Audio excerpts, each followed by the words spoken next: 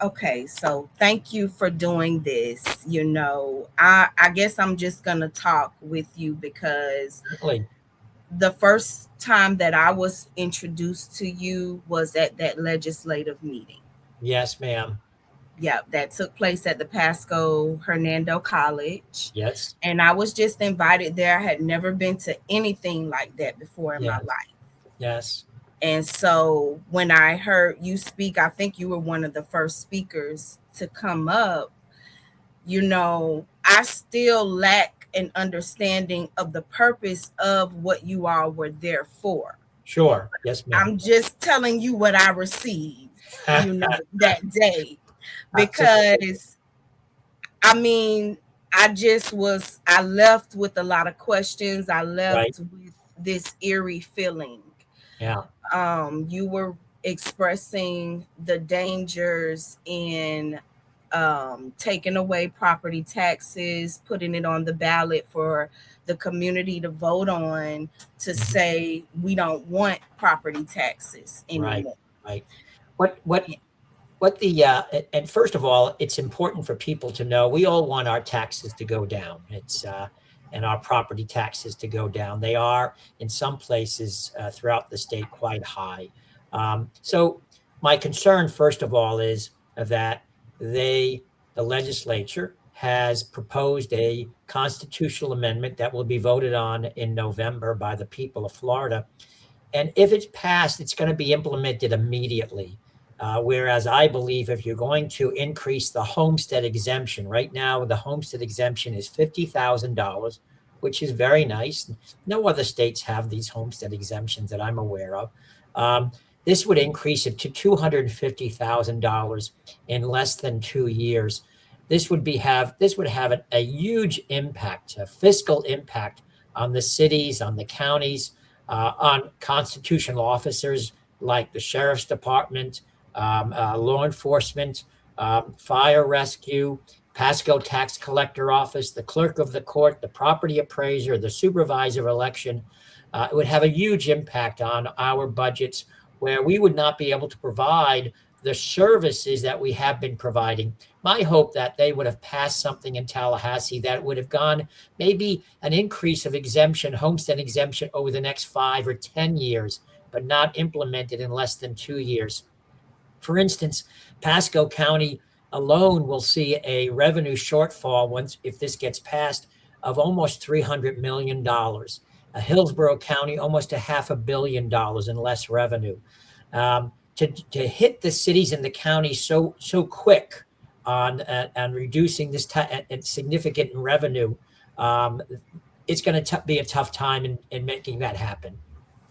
So one thing I did find interesting is coming back to me, you were kind of giving facts and figures on where we stand now with the Yes, exemptions that we have now. So yes. can you talk a little bit more about Sure. that? Sure. I mean, right now, people qualify if you live in your home as a permanent resident, you get a $50,000 homestead exemption.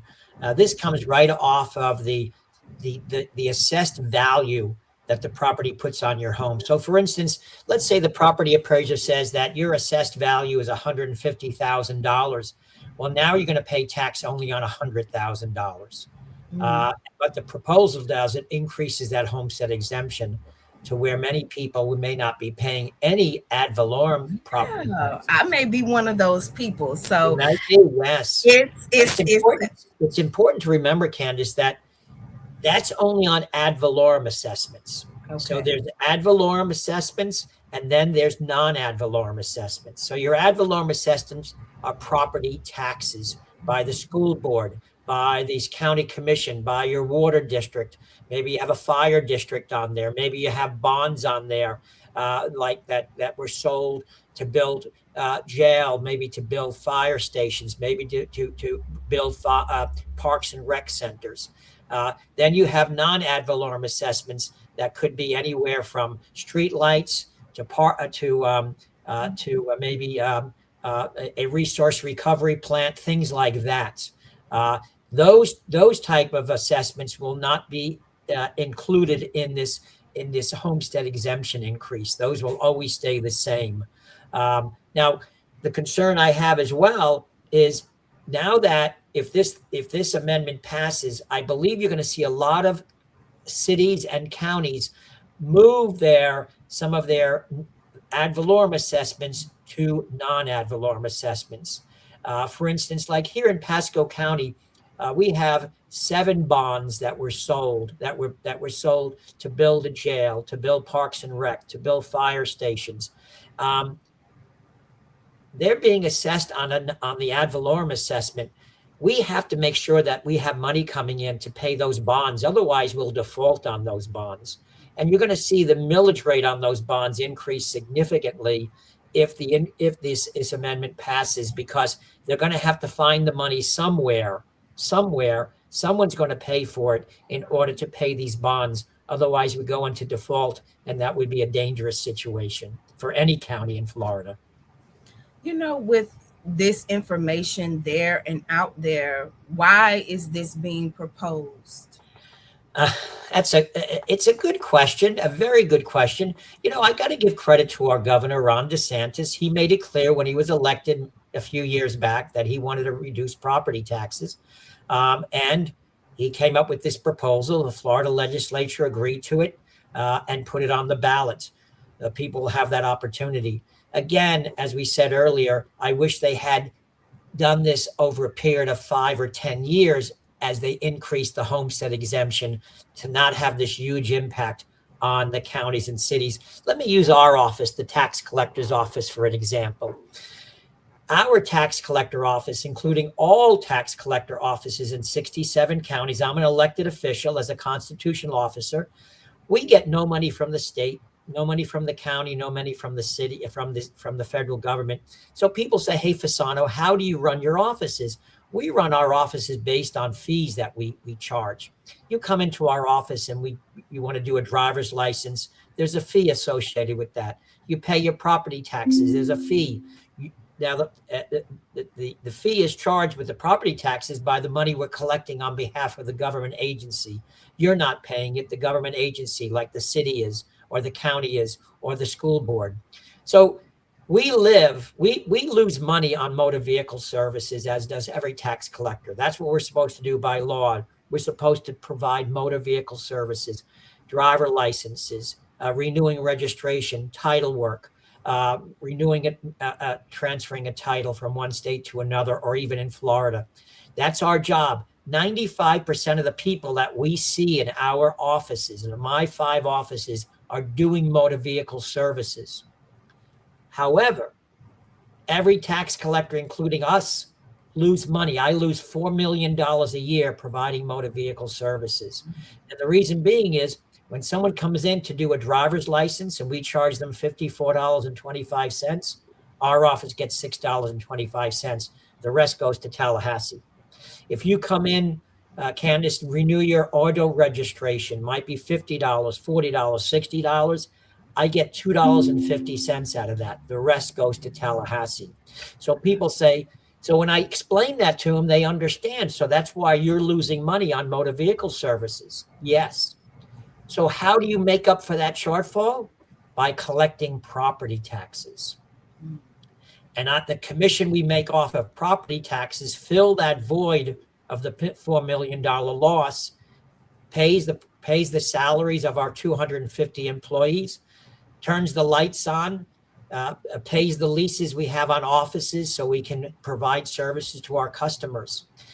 So as you do away with property taxes, our office, along with the other 66 tax collectors' offices in the state, are saying, hey, someone's got to fund us if you want us to continue to serve the tens of thousands of people that show up in our offices throughout the state to provide for motor vehicle services. Right. And that's where we're just asking, hey, if you want to do away with property taxes, you want to increase the homestead exemptions, and the people say, yes, you've got to make sure that we're adequately funded so we can provide the services that are in law that we have to provide, motor vehicle services. You can do away with the property taxes, Candace. You can do away with them, but guess what? Still, 95% of the people that show up in our office are going to continue to show up for what? Motor vehicle services, where we lose money in providing those services. So, two thoughts came to me as you were saying Yes, this. ma'am. I've seen some people make this point because as I've been putting what I gather out about it, they've been responding as far as like, well, I'm not a homeowner, I'm a Yes, renter, that's a great point. or I'm not somebody that lives here 100% of the year. So these things don't impact me. They And do. so, They well, impact. that's what I would like for you to kind of discuss because I think, too, the other point was homeowners are excited and Yes. they are saying they are okay with paying your higher fees if your fees have to go up because they're going to save money in this other area. But then what about the renters and the other types of people that live here?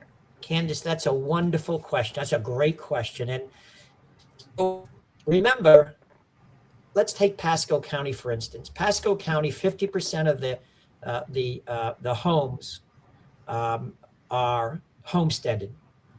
The other 50% are non-homesteaded, and that's because it's businesses, people who maybe not live here all year round, people who live in apartment complexes, people who live in a rental home, people who live in a mobile home park where you pay rent to live in there.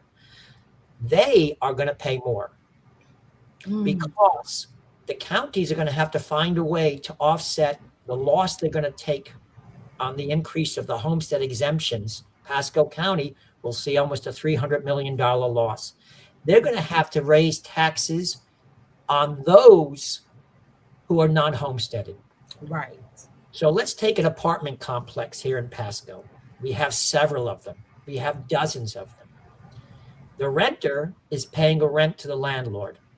When the landlord gets that bill and sees that their taxes have gone up because they're not in that homestead exemption because they don't get a homestead exemption, where are they going to pass that increase on to? The Mm, renters. right. Mobile home parks where our seniors and families live, same thing. The landlord is going to see their taxes go up because, again, the counties have to find a way to offset that loss. Those homes, those non-homesteaded entities will see their taxes go up, and therefore they're going to pass it on to who? Either those who are leasing from them or their customers. Someone's going to pay for it in the end. Right.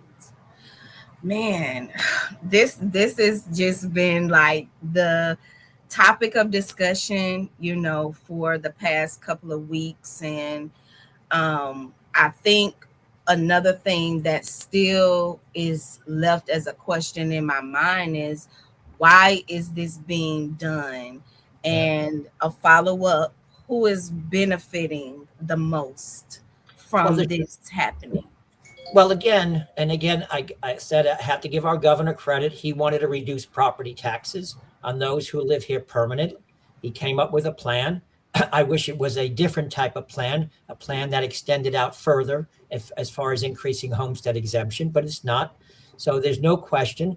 And those who live in a home permanently will see some, and I want to emphasize some reduction in property taxes, but it's not going to be as significant as people suggest because somewhere along the way, the county is going to have to pick up that loss, and you'll probably see them transfer some of those ad valorem assessments to non-ad valorem, where people will not get the benefit as far as the increase in homestead exemption. It's like it's like moving one tax to another entity or another area where you'll wind up paying. You'll see taxes come down for many people, but not as significant as some are suggesting. It's just not going to happen because somehow, some way, the counties and the cities are going to have to find some area to find that revenue somewhere, that someplace, somehow, to find the revenue they're losing. Okay. I have just two more questions and I'm Yes, gonna let ma'am. you go. No problem. So, another thing that I was really concerned about at the first meeting, you were the first one to get up, but following you were other agencies that I really didn't even realize, I guess, would be impacted Yes. through property taxes. Absolutely. And it just seemed like, I don't know, a coordinated effort, or like you all just were coming in, standing together to say this cannot happen. I will tell you that it wasn't a coordinated effort. I didn't know anyone else that was going to get up and speak. I got up and spoke because I was concerned about the trickle down effect it was going to have on our offices, and we would still have to serve. I serve 50 to 60,000 people in our 5 office each month. 95% of those people that come in there for motor vehicle services. And again, we lose money. And I was concerned of, hey, I'm saying to the legislators who were sitting on the dais, hey, if this is going to be implemented, if this passes, please know that somehow, some way, you've got to get the tax collectors enough money so we can serve your constituents every day. Right. Now, I will tell you, if this passes, it's going to affect law enforcement. There's no question. It's going to affect law enforcement, sheriff departments, police departments. It's going to affect fire rescue, fire departments throughout the state. It's going to affect parks and rec centers. Okay, it's going to affect those who fill a pothole in our streets. It's going to have a trickle down effect that will affect every part of every county agency and every city agency. Well, I think I did have one additional question, about, I think I remember when you were first speaking out about it, which thank you, for doing that. Yes, ma'am. Because not only at the legislative meeting, but, publicly. Yes. I'm like, wow, Pasco is speaking out. Of all of the cities, that just stood out to me. I'm like, okay, we got somebody that's like, look, let me tell y'all what's really going on. And I'm like, I got to say something about this. But I remember kind of like within your statement, you saying what they had as some sort of contingency plan was not enough. And I did see some other comments from people kind of like, oh, this trust fund or some sort of other way that they had, that they were thinking, okay, this will be enough to be in the gap of it. Can you talk just a little bit about that? Sure. First of all, that trust fund, that contingency plan that you just spoke of, is gone. The legislature took it out of the bill before they passed it. And so the amendment no longer has that backup, if you will. If you recall, the governor talked about, and I thought what he had was a good idea, was having a trust fund that would offset in some of the losses that small counties and cities would have. That's all gone. There's going to be no money backing up or helping these cities or counties that will have these shortfalls. So that no longer can be discussed because it was taken out of the bill, and that's what the legislature decided. And in a way, I understood, I was in the legislature for 19 years in the Florida Senate, and so you don't want to put something in place that requires future legislators to have to fund. And this amendment, if it had that language in there, never talked about how much money was going to be put into this trust fund. And I think that's why the legislature took it out. So that's a non-issue. That does not exist any longer. Well, see, yeah, because I do remember you bringing that up at the first meeting, like this is not going to be enough. No. Then others began to speak out about it as well. Like, I don't foresee this working out. And so this is a shock to me to learn that it's not even there. Like, so they just removed it. It's not like the money is gone. It's just like, you can't depend on that being a plan. That's correct. You cannot. It's no longer there. So the counties and cities who were probably, it was a good sales pitch by Tallahassee saying, hey, we're going to put this trust fund in there. They're going to put, monies in there to offset some of the losses the counties and cities would have. They would have to apply for the dollars, but that no longer exists. So these counties and cities, especially the small counties who are hurting already, they would not be able to they're not able to go to anywhere, any place the legislature, any other government entity and ask for help because there's nothing out there, nothing, zero. Well, these are the main things I definitely feel like, I needed for myself to be answered, and what I would like to share, with the community about this, because people have questions, Sure, and they want to. rightly so. Yeah, We hope that I don't want to tell people how to vote. I just want to ask people to make sure that they educate themselves on, as I would say, the good, the bad, and the ugly of the amendments. There's some good things, there's some bad stuff, and for those who are renting, there's going to be some ugly for them, unfortunately. gotcha. Okay. Well, I'm gonna see how this goes over. I have a show on Thursday Very good. evening, so I plan to play this during that time, and give a little bit of commentary of my thoughts, and I'll put it out there if people want to share. Sometimes when I put it in other groups, that's when people begin to really share how they really feel. Right. And so I check it out and I'm like, "Ooh, this is a good point." That some people have really taken the time to get a better understanding. And I'm new to being a homeowner, so I'm trying to get a understanding myself as well, and be kind of honest about that. Like, you guys, look, I want to talk about this. I see that it's important, but I don't have all of the answers. The Right. only thing I can do is just reach out to see, and Sure. you were already sharing and talking about it. So I'm like, well, maybe he may be interested in sharing a little bit more. So thank you so much for Bless doing this. you. Yeah, I know you don't have to do this and you got a lot going on. And so I'm like, oh my God, he responded. Like, yay.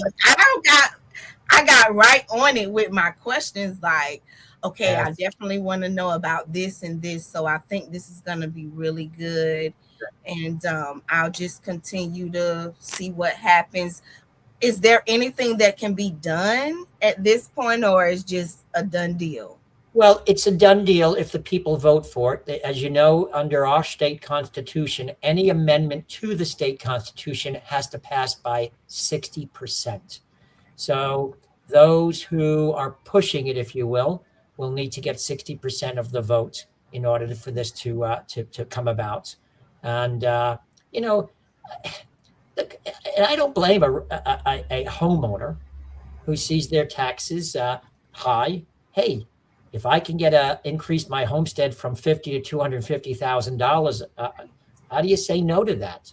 I Right. would just ask that homeowner to make sure they understand the impact it's going to have on local services. That is so very important, and it's not just a pothole that's going to that's going to take time. It's going to affect your local law enforcement, your local fire department. It's going to, parents who have children who may go to one of the rec centers or the rec for a baseball field. It's going to affect that. It's going to affect everything that's provided by the county. That's important for people to understand.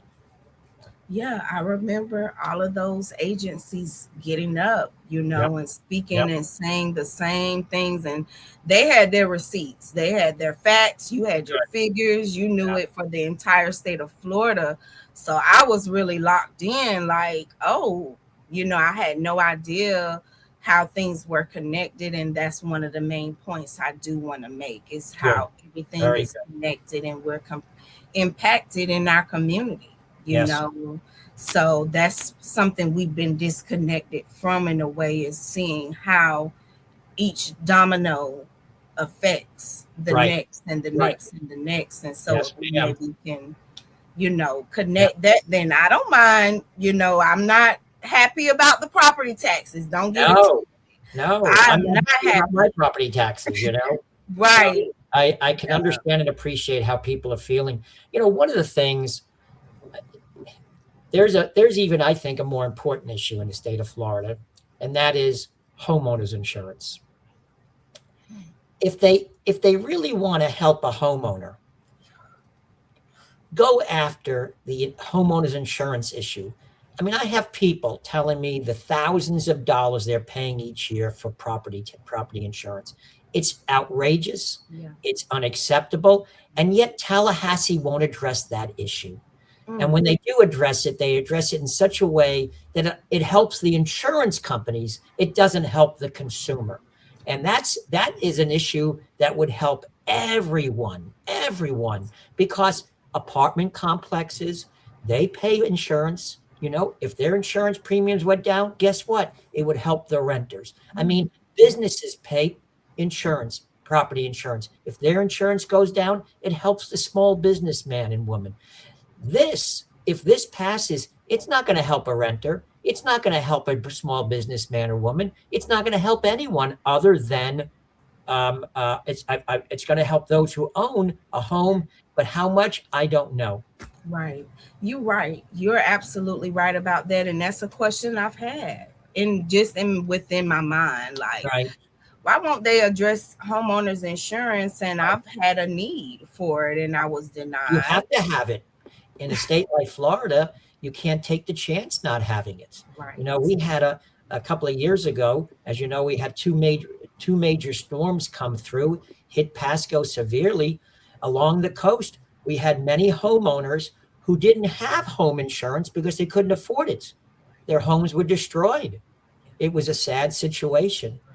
They were fortunate not to have a mortgage because it's an older home and they've owned it for quite a many years. So they didn't buy insurance for their home because they couldn't afford it. It was too expensive. And that's even if they could find it, you know? Oh man. So we may have to do a part 2, you know, in the future and kind of talk about that, because I think I do see people mention that and I have Yes. my own questions and concerns. So Yes. I'm going to really maybe spend some time into that and see what people have to say. And if Very it good. turns out to be there's some questions, you know, I'll reach back out and to Please others do. that can, you know, help us get a better understanding of why things are playing out the way they are. Right, right. Well, So Candace, I really appreciate you and getting the word out. This is wonderful. I wish you all the best. thank you so much. I'll send you a Anytime. link of Okay. everything, you know, as I'm Sure. putting it out and talking about it. Thank you so Okay. much. God bless you. Have a nice day. Take care. All the You too. best. You too. Thank you. Bye-bye now. Bye.